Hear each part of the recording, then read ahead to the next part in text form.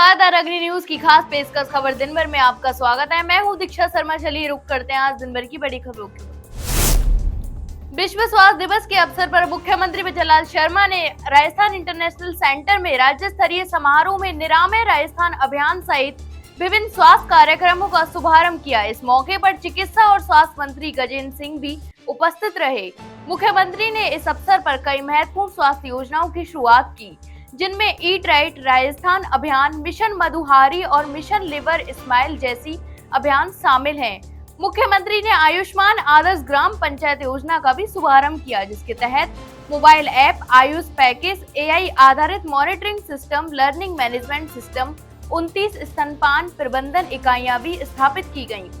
कार्यक्रम के दौरान मुख्यमंत्री ने 26 करोड़ रुपए की लागत से स्वास्थ्य सेवाओं से जुड़ी विकास कार्यों का भी लोकार्पण किया। राजस्थान के कांग्रेस प्रदेश अध्यक्ष गोविंद सिंह डोटासरा और नेता प्रतिपक्ष टीकाराम जूली ने कोटा में दर्ज एक मामले को लेकर उदयपुर स्थित सीआईडी सीबी ऑफिस में बयान दर्ज कराए। यह मामला 24 जून 2024 को कोटा में राजकार्य में बाधा डालने के आरोप में दर्ज एफआईआर से जुड़ा है। डोटासरा और जूली को सीआईडी सीबी ने बुलाया था, जिसके बाद दोनों सोमवार को पटेल सर्किल स्थित सीआईडी सीबी ऑफिस पहुंचे। इस दौरान कांग्रेस कार्यकर्ता भी उनके समर्थन में कार्यालय के बाहर इकट्ठे हो गए। इस दौरान डोटासरा ने मीडिया से बातचीत में कहा कि यह मुकदमा सरकार के दबाव में दर्ज किया गया और उन्होंने शिक्षा मंत्री मदन दिलावर पर निशाना साधते हुए कहा कि दिलावर के खिलाफ 14 मुकदमे दर्ज हैं, लेकिन सरकार ने अभी तक कोई कार्रवाई नहीं की है।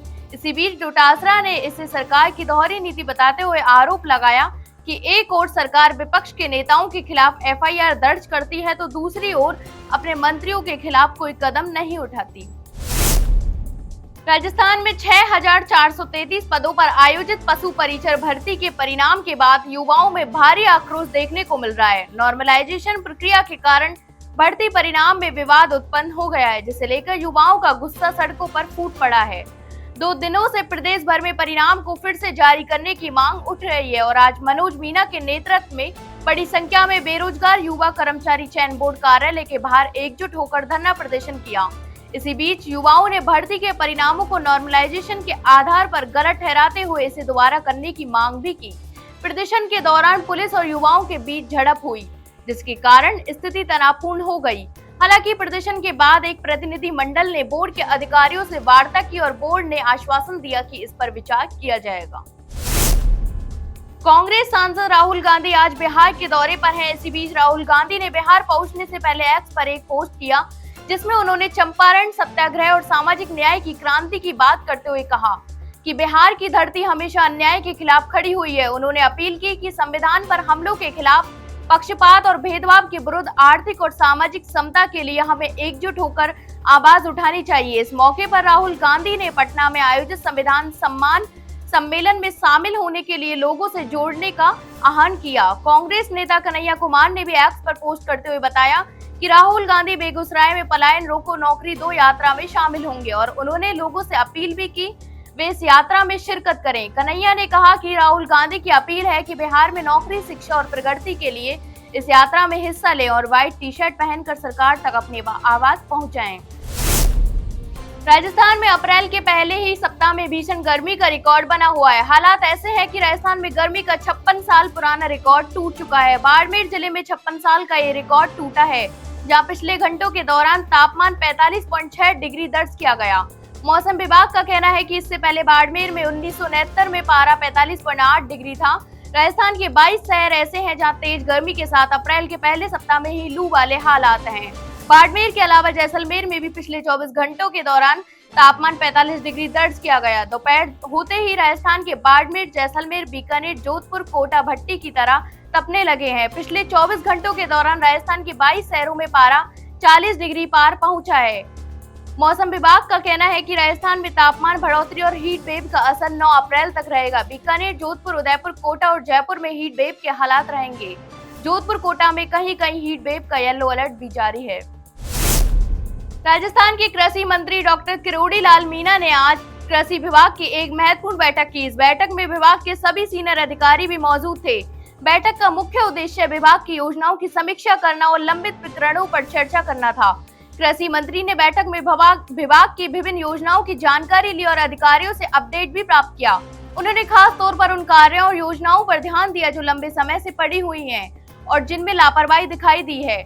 डॉक्टर मीना ने अधिकारियों से फीडबैक भी लिया और यह सुनिश्चित करने की कोशिश की कि सभी योजनाओं का सही तरीके से क्रियान्वयन हो और कोई भी कार्य पेंडिंग ना रहे। बैठक के दौरान मंत्री ने कृषि विभाग के अधिकारियों के कड़े निर्देश दिए कि विभाग की योजनाओं का सही समय पर पालन किया जाए और किसानों के हित में काम को प्राथमिकता भी दी जाए। उन्होंने अधिकारियों को लापरवाही पर सख्त चेतावनी दी और कहा कि किसी भी प्रकार की अनदेखी नहीं की जाएगी।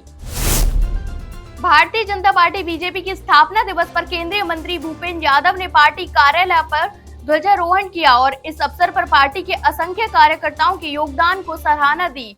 उन्होंने कहा कि राष्ट्र प्रथम के नारे के साथ बीजेपी ने एक लंबी यात्रा की है जिसमें पार्टी के कार्यकर्ताओं का योगदान अनमोल है। उन्होंने राजनीति में परिवारवाद और भ्रष्टाचार जैसी विकृतियों को समाप्त कर देश निर्माण को प्राथमिकता देने की बात की। इसी बीच केंद्रीय मंत्री भूपेंद्र यादव ने कहा कि पार्टी के सभी कार्यकर्ताओं ने इस दिन ध्वजारोहण करके यह संकल्प लिया कि वे पार्टी के मिशन को आगे बढ़ने के लिए निरंतर कार्य करते रहेंगे। उन्होंने बीजेपी के उद्देश्य को स्पष्ट करते हुए कहा कि पार्टी 2047 तक भारत को एक विकसित राष्ट्र बनाने के लक्ष्य की ओर काम कर रही है। इस दिशा में पार्टी के सभी कार्यकर्ता और पदाधिकारी कड़ी मेहनत करेंगे ताकि भारतीय जनता पार्टी अपने विचार और मूल्यों को आगे बढ़ाते हुए राष्ट्र निर्माण में योगदान दे सके। जोधपुर के आश्रम में नाबालिग से रेप के मामले में आजीवन कारावास की सजा काट रहे आसाराम को राजस्थान हाई कोर्ट से अब राहत मिल चुकी है। कोर्ट ने आसाराम की अंतिम जमानत को 1 जुलाई तक बढ़ा दिया है। हाई कोर्ट की खंडपीठ जिसमें जस्टिस दिनेश मेहता और जस्टिस विनीत कुमार भी शामिल थे, उन्होंने आसाराम को सुप्रीम कोर्ट के द्वारा जारी शर्तों का पालन करने के लिए कहा। आसाराम पहले 14 जनवरी से 31 मार्च तक अंतिम जमानत पर थे, लेकिन 1 अप्रैल को उसे सरेंडर करना पड़ा। सरेंडर के बाद वह एक प्राइवेट अस्पताल में भर्ती हुए जहां वह अभी भी इलाज करवा रहे हैं। आसाराम के वकील निशांत बोर्ड ने कोर्ट में शपथ पत्र पेश किया जिसमें आसाराम के द्वारा सुप्रीम कोर्ट की शर्तों का पालन न करने के आरोपों पर भी जवाब दिया। पीड़िता के वकील ने आसाराम पर प्रवचन देने की शर्त का उल्लंघन करने का आरोप भी लगाया। इस पर कोर्ट ने एफिडेविट और शपथ पत्र मांगे। आसाराम को पहले गुजरात हाई कोर्ट से 28 मार्च को 3 महीने की अंतिम जमानत मिली। इसके बाद 1 अप्रैल को राजस्थान हाई कोर्ट ने भी आसाराम की जमानत बढ़ाने के आदेश दिए। केंद्र सरकार ने पेट्रोल और डीजल पर एक्साइज ड्यूटी 2 रुपए प्रति लीटर बढ़ाने का फैसला लिया है। हालांकि आधे घंटे बाद यह स्पष्ट किया कि इससे पेट्रोल डीजल के दामों पर कोई असर नहीं पड़ेगा। सरकार का कहना है कि यह वृद्धि कच्चे तेल की घटती कीमतों से समायोजित की जाएगी। वर्तमान में सरकार पेट्रोल पर 19.90 रुपए प्रति लीटर और डीजल पर 15.80 रुपए प्रति लीटर एक्साइज ड्यूटी वसूल रही है। इस बढ़ोतरी के बाद पेट्रोल पर 21.90 रुपए प्रति लीटर और डीजल पर 17.80 रुपए प्रति लीटर एक्साइज ड्यूटी लगेगी। पेट्रोल डीजल की कीमतों को 4 प्रमुख कारकों पर निर्भर किया गया है। कच्चे तेल की कीमत, रुपए के मुकाबले अमेरिकी डॉलर की कीमत, केंद्र और राज्य सरकार के द्वारा वसूले जाने वाले टैक्स और देश में फ्यूल की मांग। 26 जून 2010 तक सरकार पेट्रोल की कीमतों को निर्धारण करती थी और हर 15 दिन में इसे अपडेट भी किया जाता था। 2014 में सरकार ने पेट्रोल और डीजल की कीमतों का निर्धारण तेल कंपनियों पर छोड़ दिया। अब तेल कंपनियां अंतर्राष्ट्रीय कच्चे तेल की कीमत, एक्सचेंज रेट, टैक्स, ट्रांसपोर्टेशन खर्च और अन्य फैक्टर्स को ध्यान में रखते हुए रोजाना कीमतें तय करती हैं। राजस्थान के पोखरण में कांग्रेस की बैठक का आयोजन हुआ जिसमें पार्टी के प्रभारी अंकुर चौधरी, लोकसभा जोधपुर के प्रत्याशी करण उचियार्डा, पूर्व जिला प्रमुख अब्दुल्ला फकीर सहित समस्त ब्लॉक और मंडल अध्यक्षों ने भाग लिया। इस बैठक का मुख्य उद्देश्य वर्तमान परिसीमन और पुनर्गठन प्रक्रिया के दौरान पार्टी संगठन को और मजबूत बनाना था। इस बैठक में प्रभारी अंकुर चौधरी ने सभी कार्यकर्ताओं को परिसीमन और पुनर्गठन प्रक्रिया के संदर्भ में सक्रिय रहने के निर्देश दिए। उन्होंने कहा कि इस महत्वपूर्ण समय में संगठन को और अधिक मजबूत करने की आवश्यकता है ताकि आगामी चुनावों में पार्टी को सफलता मिल सके। उन्होंने विशेष रूप से ब्लॉक और मंडल अध्यक्षों को संगठन स्तर पर काम करने और पार्टी की नीतियों और योजनाओं की जन जन तक पहुंचाने के लिए प्रेरित किया। इसके साथ ही बैठक के दौरान परिसीमन और पुनर्गठन को लेकर विस्तार से चर्चा भी की गई और सभी को अपने क्षेत्रों में पार्टी को मजबूत करने के लिए कदम उठाने का आह्वान भी किया गया। तो ये थी दिन भर की तमाम बड़ी खबरें। कल फिर आपके साथ रूबरू होंगे, तब तक के लिए नमस्कार।